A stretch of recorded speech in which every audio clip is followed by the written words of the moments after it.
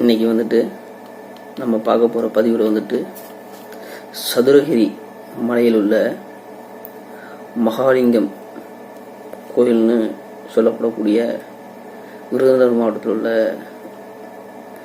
சிவன் ஆலயத்தை பற்றி இன்றைக்கி நம்ம பார்க்க போகிறோம். சரி, வீடியோக்குள்ளே போகிறதுக்கு முன்னாடி நம்மளுடைய சேனலை வந்துட்டு பிடிச்சிருந்துச்சுன்னா சப்ஸ்கிரைப் பண்ணுங்கள், லைக் பண்ணுங்கள், கமெண்ட் பண்ணுங்கள். உங்களுடைய ஆதரவு தான் என்னுடைய சேனலை வந்துட்டு மேலும் மேலும் வளர்க்க உதவும். சரி, வீடியோக்குள்ளே போவோம். இந்த சதுரகிரி மலை அப்படிங்கிறது எங்கே இருக்குன்னு பார்த்தீங்கன்னா, வத்ராய்ப்பு ஊருக்கு பக்கத்தில் உள்ள தானிப்பாறை அப்படிங்கிற இடத்துல வந்துட்டு இந்த சதுரகிரி மலைங்கிற இடத்துல வந்துட்டு தான் இந்த மகாலிங்கம் மலை அப்படின்னு கூறப்படக்கூடிய சதுரகிரி மலை இருக்குது. இங்கே வந்துட்டு இந்த மலையை வந்துட்டு 3 பக்கத்துல இருந்து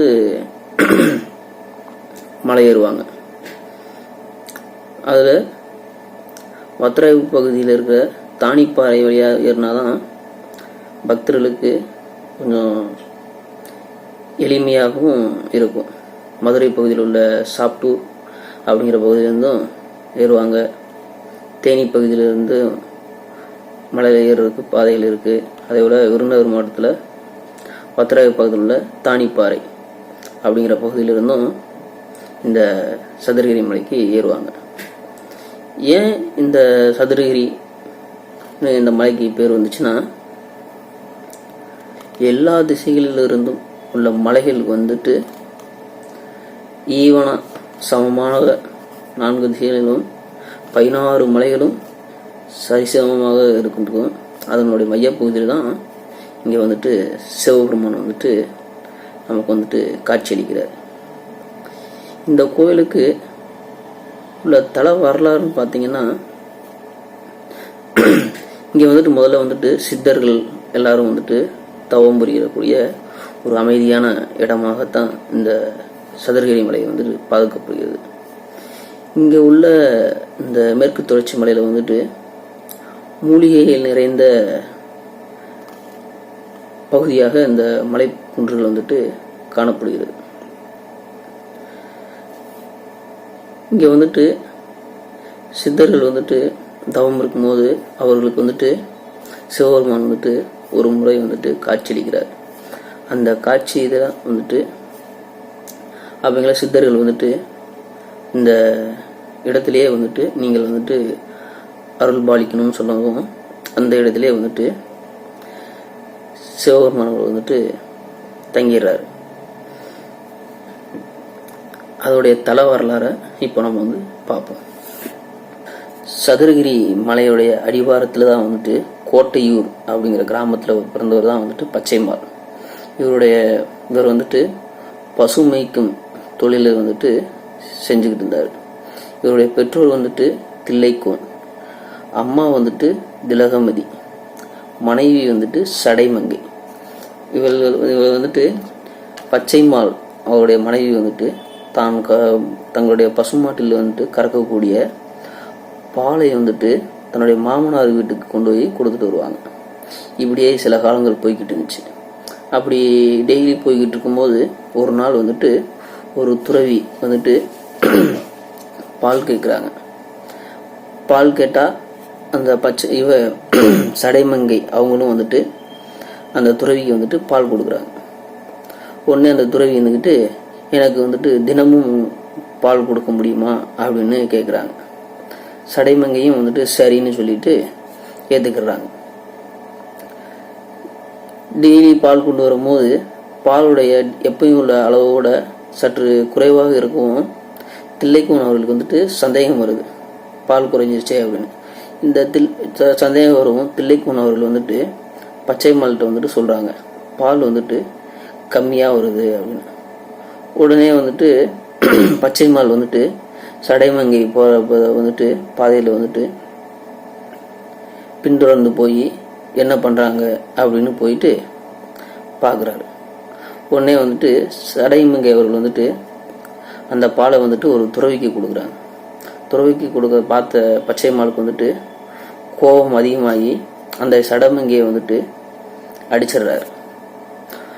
உடனே வந்துட்டு சடைமங்கைக்கு வந்துட்டு அந்த துறவியை வந்துட்டு அந்த துறவி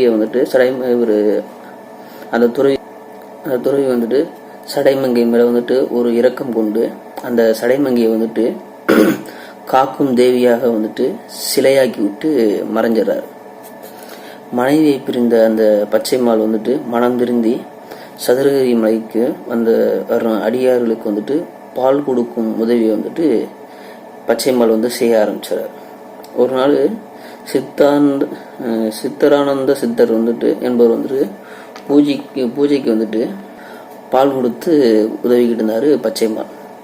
சித்தர்கள் செய்த பூஜையில மகிழ்ச்சி அடைந்த சிவபெருமான் வந்துட்டு அந்த சித்தர்களுக்கு வந்துட்டு காட்சி அளிக்கிறாரு. அப்படி காட்சி அளிக்கும் பொழுது பச்சைமாலுக்கும் சேர்த்து அந்த தரிசனம் கிடைச்சது. ஒரு நாள் வந்துட்டு சிவன் வந்துட்டு ஒரு துறவி இடத்துல வந்துட்டு சிவனுக்கு வந்துட்டு பூஜைக்கு பால் கறக்கக்கூடிய மாட்டுல வந்துட்டு காராம்பசு போல வந்துட்டு மடுவில் இருக்க வாயில வந்துட்டு பாலை குடிச்சுக்கிட்டு இருக்க இவர் வந்துட்டு பார்த்துறாரு பச்சைமால். இதை கண்ட பச்சைமாலுக்கு வந்துட்டு கடும் கோபம் ஏற்படுது.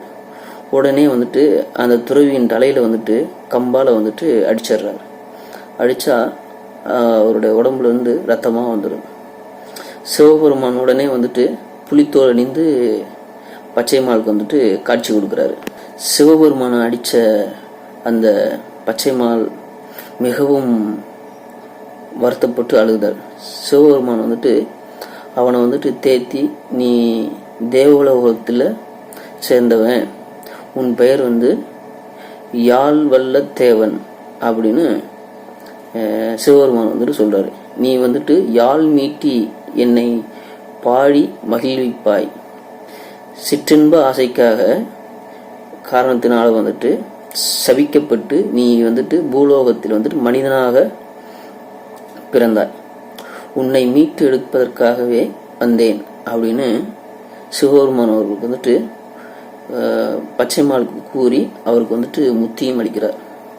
அத்துடன் அங்க இருந்த சித்தர்கள் எல்லாருமே வந்துட்டு வேண்டுகோள் இப்படிதான் வந்துட்டு சிவலிங்கம் என்ற திருநாமத்துடன் வந்துட்டு அங்கேயே வந்துட்டு எழுந்திருக்கிறார். இந்த லிங்கத்திலேயே வந்துட்டு, அதாவது இது வந்துட்டு சிவலிங்கத்திலேயே வந்துட்டு பெருமை வாய்ந்த இது என சதுரகிரி மலையில் உள்ள புராணங்கள் வந்து கூறுகிறது. இன்றும் கூட வந்துட்டு மகாலிங்கம் லிங்கம் வந்துட்டு சாய்ந்த நிலையில தான் இருப்பதை வந்துட்டு தலையில் அடிபட்ட தழும்பும் காணப்படும். இங்க வந்துட்டு சிவபெருமான் வந்துட்டு சுந்தரலிங்கம், சுந்தரமூர்த்தி லிங்கம், மகாலிங்கம், சந்தன மகாலிங்கம், இரட்டை லிங்கம், காட்டு லிங்கம்னு 5 வகையான லிங்கங்கள் மூலமாக நமக்கு வந்துட்டு காட்சிக்க. இங்கே வந்துட்டு மலை ஏறும் பொழுது வந்துட்டு கீழே வந்துட்டு விநாயகரை தரிசிச்சுட்டு தான் வந்துட்டு மலையே வந்துட்டு ஏற ஆரம்பிப்பாங்க மக்கள். இங்கே உள்ள இந்த கோயிலில் வந்துட்டு என்ன சிறப்பு அப்படின்னா, ஆடி அமாவாசை, தை அமாவாசை மற்றும் சிவராத்திரி இது போன்ற நாட்கள், அப்புறம் வந்துட்டு அமாவாசை, பௌர்ணமி போன்ற நாட்கள்லாம் வந்துட்டு கோயில் வந்துட்டு நடைகள் வந்து திறக்கப்படும். மற்ற அமாவாசைக்கு பௌர்ணமிக்கு 2 நாளைக்கு முன்ன பின்ன அப்படி தான் வந்துட்டு நடைகள் வந்து திறக்கப்படும். மற்ற நாட்கள்லாம் வந்துட்டு மலை ஏறுவதற்கு வந்துட்டு தடை செய்யப்பட்டிருக்கும். இது வந்து இப்பொழுது வந்துட்டு இந்து சமய அறநிலைத்துறை, அதாவது அவங்களுடைய கட்டுப்பாட்டில் இந்த கோயில் வந்துட்டு இருக்கு.